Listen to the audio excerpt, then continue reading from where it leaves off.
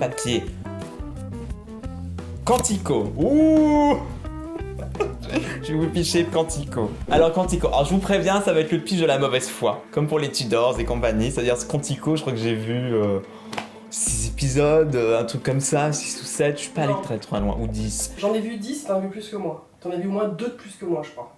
Donc Quantico est une série états-unienne de la chaîne ABC. On en a à peu près à 2 saisons, à peu près d'une vingtaine d'épisodes. C'est une série drame policière, thriller, en gros. Le pitch est très simple, donc ça commence par une attaque terroriste dans la gare centrale de New York. Il y a une explosion et on retrouve au milieu une jeune agente du FBI, une jeune recrue, qui se retrouve accusée d'être l'auteur de cet attentat. Et flashback dans le passé, où nous retrouvons à Quantico. Et Quantico, c'est quoi? C'est l'école du FBI. Ce qui était intéressant, ce qui avait piqué mes curiosités dans cette série-là, c'est en regardant le trailer, on voyait une diversité assez intéressante dans les personnages. Les épisodes sont un peu écrits en parallèle dans le présent, où il y a toutes les conséquences de cet attentat et l'enquête qui va tourner autour, et le passé, où comment ces gens se sont rencontrés là, avec leurs profs, avec d'autres agents du FBI. On apprend un peu plus dans leur passé pour mieux comprendre le présent. J'ai très vite rendu compte que c'était un peu bébête. La diversité, en fait, il n'y en avait pas tant que ça. Alors je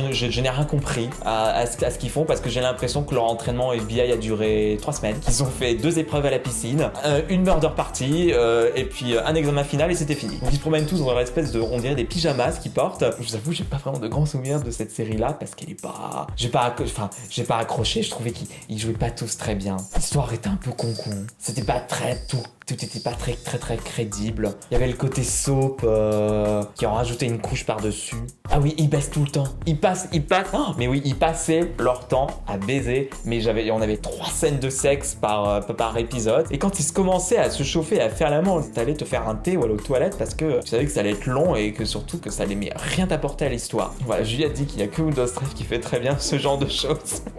Donc voilà, je peux pas vraiment dire de trucs de plus, parce que j'ai arrêté, parce que je me suis rendu compte que je n'avais aucun intérêt pour aucune des histoires et aucun des personnages, que je lançais vraiment sans grande envie. Donc généralement, quand on ressent ça, il faut arrêter tout de suite de regarder la série, parce qu'il y a plein d'autres choses super qui vous attendent derrière, qui vont peut-être beaucoup plus vous marquer que ça. Voilà, que dire sur Quantico? Voilà, si vous cherchez un truc tout léger, tout bête, allez-y. Peut-être que la série s'est améliorée avec le temps, vous pouvez me le dire, parce qu'il paraît qu'il y a une surutilisation de scènes dans les vestiaires avec que des hommes torse nu dans cette série-là. Mais en tout cas, moi, ça ne m'a pas suffi pour continuer. Donc je vous laisse avec cette impression assez mitigée et un peu de mauvaise foi de cette série dont je n'ai vu que très peu d'épisodes, qui s'appelle Quantico.